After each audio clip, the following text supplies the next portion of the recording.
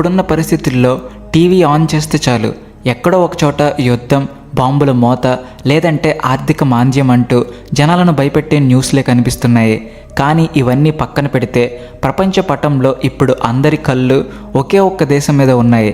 అదే మన భారతదేశం. ఎందుకంటారా? 2025లో ఒక ఇన్సిడెంట్ జరగబోతుంది. ఇది ఏదో నామకే వాస్తే మీటింగ్ లాంటిది కాదు, అంతకన్నా కాదు, జస్ట్ ఫోటోలకు పోజులు ఇచ్చే ఈవెంట్ కాదు. ఇది ప్రపంచంలోనే 2 మాజీ సూపర్ పవర్స్ అని పిలువబడే భారత్, రష్యా కలవబోతున్న సందర్భం. రష్యా ప్రెసిడెంట్ వ్లాదిమిర్ పుతిన్ గురించి మీకు ప్రత్యేకంగా చెప్పక్కర్లేదు. ఆయన పేరు చెబితేనే చాలా దేశాలకు వణుకు పుడుతుంది. అలాంటి పుతిన్ తన దేశం దాటి బయటకు రావడం అంటే మామూలు విషయం కాదు. పులి గుహలో ఉన్నంత వరకే సైలెంట్, బయటకు వచ్చిందంటే వేట మొదలైనట్టే అన్నట్టు పుతిన్ మాస్కో దాటి ఫ్లైట్ ఎక్కాడంటే ఖచ్చితంగా ఏదో పెద్ద స్కెచ్ వేసే ఉంటాడు. సాధారణంగా పుతిన్ చాలా అరుదుగా విదేశీ పర్యటనలకు వెళ్తుంటారు. అలాంటిది ప్రపంచ సెక్యూరిటీ సిచ్యువేషన్ ఇంత దారుణంగా ఉన్న టైంలో మొసాద్ లాంటి ఇంటెలిజెన్స్ ఏజెన్సీలే తమ టూర్లు క్యాన్సిల్ చేసుకుంటున్న టైంలో ఆయన భారత్ వస్తున్నారంటే దాని వెనుక ఉన్న స్ట్రాటజీ మామూలుగా లేదు.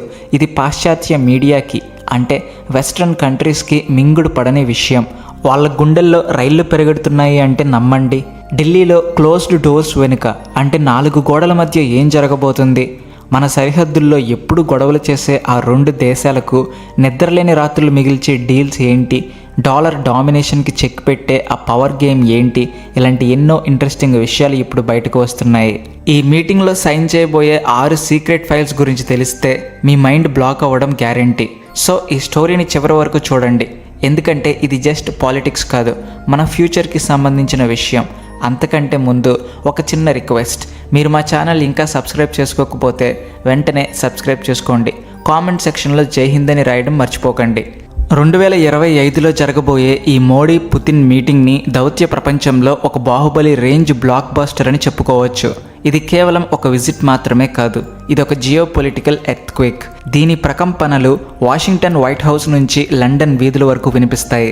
ఆసియాలో భారత్ ఇప్పుడు ఒక పవర్ హౌస్ అని, భారత్ సపోర్ట్ లేకుండా ప్రపంచంలో ఏ సమస్యను పరిష్కరించలేమని పుతిన్కి బాగా తెలుసు.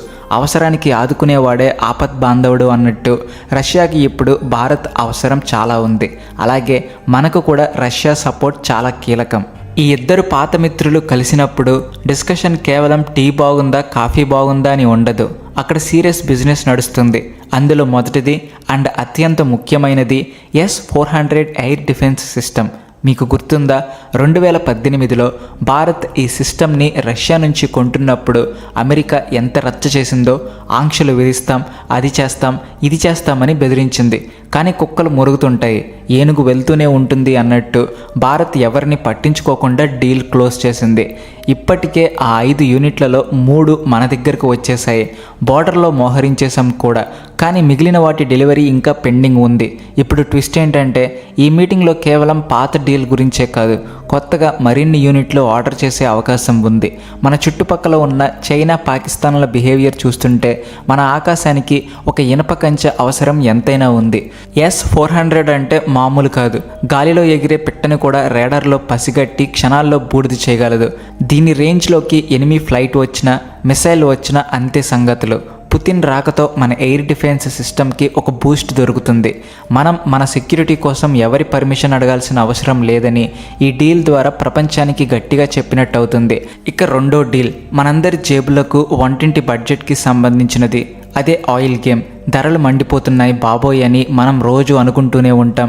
కానీ ఆలోచించండి, ప్రపంచం మొత్తం ఆర్థిక మాంద్యంలో కూరుకుపోయి పెట్రోల్, డీజిల్ రేట్లు ఆకాశాన్ని తాకుతున్నప్పుడు భారతదేశంలో మాత్రం సిచ్యువేషన్ కొంచెం కంట్రోల్లోనే ఉంది. దీనికి కారణం రష్యా నుంచి మనకు దొరుకుతున్న చీప్ ఆయిల్. పాశ్చాత్య దేశాలు మనల్ని విమర్శించాయి. రష్యా దగ్గర ఆయిల్ ఎందుకు కొంటున్నారు అని క్లాస్ పీకాయి. కానీ మన విదేశాంగ మంత్రి జైశంకర్ గారు వాళ్ళకి గట్టిగానే కౌంటర్ ఇచ్చారు. యూరోప్ వాళ్ళు కొనుక్కోవచ్చు కానీ మనం కొనకూడదా? అత్తగారికి ఒక న్యాయం, కోడలికి ఒక న్యాయం అన్నట్టుంది వాళ్ళ వరస. ఇప్పుడు పుతిన్ విజిట్తో ఈ ఆయిల్ డీల్ ఇంకా స్ట్రాంగ్ అవ్వబోతుంది. లాంగ్ టర్మ్లో డిస్కౌంట్ రేట్కే ఆయిల్ సప్లై చేయడానికి అగ్రిమెంట్ జరగబోతుంది. దీనివల్ల మార్కెట్ రేట్ కంటే బ్యారెల్కి $20 నుంచి $30 తక్కువకే మనకు చమురు దొరుకుతుంది. దీనివల్ల మన దేశానికి మిగిలే వేల కోట్లు మన ఇన్ఫ్రాస్ట్రక్చర్కి, డెవలప్మెంట్కి ఉపయోగపడతాయి. అమెరికా ఎన్ని ఆంక్షలు పెట్టినా భారత్, రష్యా మధ్య ఈ ఆయిల్ నది ప్రవహిస్తూనే ఉంటుంది. ఇది ఇద్దరికీ విన్ విన్ సిచ్యువేషన్. మూడో ఫైల్ టేబుల్ మీదకు రాబోతుంది. ఇది మన సైనికుల చేతుల్లో ఉండే ఆయుధానికి సంబంధించింది. AK-203 rifles. ఇవి ప్రపంచంలోనే మోస్ట్ రిలయబుల్ గన్స్. బురదలో పడినా, మంచులో కూరుకుపోయినా ఇవి పనిచేస్తాయి. ఒకప్పుడు మనం ఆయుధాల కోసం వేరే దేశాల వైపు చూసేవాళ్ళం, కానీ ఎప్పుడు ఇస్తారా అని ఎదురు చూసేవాళ్ళం. కానీ ఇప్పుడు సీన్ మారింది. చేపలు ఇవ్వడం కాదు, చేపలు పట్టడం నేర్పించు అన్న సామెతలాగా రష్యా ఇప్పుడు మనకు టెక్నాలజీ ట్రాన్స్ఫర్ చేస్తుంది. అంటే ఈ తుపాకులు ఇప్పుడు రష్యాలో కాదు, మన ఉత్తరప్రదేశ్లోని అమేథీ ఫ్యాక్టరీలో తయారవుతున్నాయి. ఇది మేక్ ఇన్ భారతదేశానికి అతిపెద్ద సక్సెస్. అంతేకాదు, బ్రహ్మోస్ మిసైల్ గురించి మనకు తెలిసిందే. ఇది భారత్ రష్యా దోస్తానాకి ఒక సింబల్. దీని అప్గ్రేడెడ్ వర్షన్స్ కూడా చర్చలు జరుగుతున్నాయి. మనం ఇప్పుడు ఆయుధాలు కొనుక్కునే స్టేజ్ నుంచి వేరే దేశాలకు అమ్మే స్టేజ్కి ఎదుగుతున్నాం. ఫిలిప్పీన్స్ లాంటి దేశాలు మన దగ్గర బ్రహ్మోస్ కొంటున్నాయి అంటే మన రేంజ్ ఏంటో అర్థం చేసుకోవచ్చు. నాలుగోది న్యూక్లియర్ పవర్. కరెంట్ లేకపోతే ఈ రోజుల్లో ఒక్క నిమిషం కూడా గడవదు. ఫ్యాక్టరీలైనా, ఆఫీసులైనా కరెంట్ మీదే నడుస్తాయి. మన ఎనర్జీ అవసరాలు రోజు రోజుకి పెరిగిపోతున్నాయి. తమిళనాడులోని కుడంకులంలో ఇప్పటికే రష్యా సపోర్ట్తో న్యూక్లియర్ ప్లాంట్ నడుస్తుంది. ఇప్పుడు దాన్ని మరింత విస్తరించడానికి, కొత్త యూనిట్లు స్టార్ట్ చేయడానికి ఒప్పందాలు జరగబోతున్నాయి. క్లీన్ ఎనర్జీ వైపు భారత్ వేస్తున్న అడుగుల్లో ఇది చాలా కీలకం. 2047 నాటికి మనం డెవలప్డ్ కంట్రీగా మారాలంటే మనకు ఇలాంటి పవర్ఫుల్ సోర్సెస్ చాలా అవసరం. రష్యా దగ్గర ఈ టెక్నాలజీలో వరల్డ్ క్లాస్ ఎక్స్పర్టైజ్ ఉంది. వాళ్ళ సపోర్ట్తో మన పవర్ ప్రాబ్లమ్స్కి శాశ్వత పరిష్కారం దొరుకుతుంది. ఐదో డీల్ చాలా ఇంట్రెస్టింగ్ అండ్ కొంచెం కాంప్లికేటెడ్.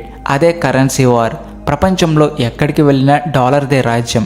అమెరికాకి అంత పవర్ రావడానికి కారణం డాలర్. వాళ్ళకి ఎవరి మీదైనా కోపం వస్తే వాళ్ళని డాలర్ వాడకుండా బ్యాన్ చేస్తారు. కానీ మోడీ గారు అండ్ పుతిన్ దీనికి ఒక మాస్టర్ ప్లాన్ వేశారు. అదే రూపాయి రూబెల్ ట్రేడ్. అంటే నువ్వు నాకు వస్తువు ఇవ్వు, నేను నీకు రూపాయి ఇస్తా. లేదా నువ్వు నాకు ఆయిల్ ఇవ్వు, నేను నీకు మా దగ్గర దొరికే మందులు, సామాన్లు ఇస్తా అన్నట్టు డాలర్ని మధ్యలో నుంచి తీసేయడమే దీని ప్లాన్. ఇది గనక సక్సెస్ అయితే అమెరికా ఆధిపత్యానికి పెద్ద దెబ్బ పడ్డట్టే. మన రూపాయి విలువ పెరుగుతుంది.